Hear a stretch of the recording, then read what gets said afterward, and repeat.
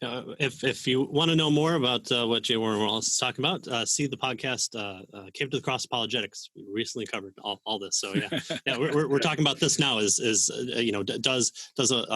Does morals or does ethics require a person or values to be a valuer, and how do you have values without people or more than one person? So I mean, if you think about that, that's really, there's only a couple of ways to ground them.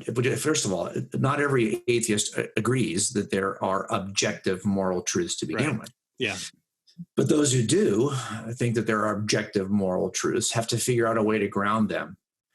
Because there's only subjective and objective. And if it's all a matter of personal opinion, well, that's a subject.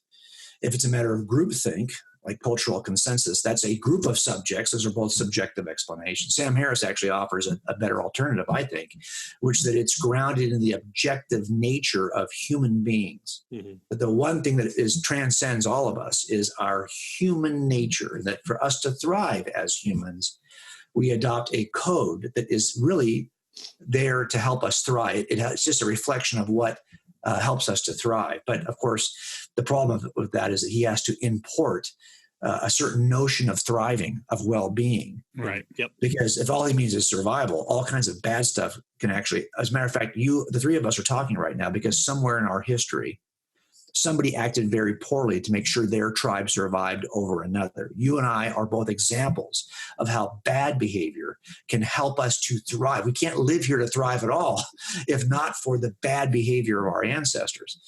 So I think we have to define, what do you mean by thrive? And then you import things you haven't earned yet, right? Because you have a notion, a very loving, sympathetic, tolerant notion of what it is to thrive as a human.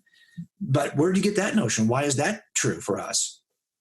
Right? Well, you can't say it helps us to survive. The most tolerant, loving people were usually in history the victims of a group that is thriving better now because they victimized the pacifist.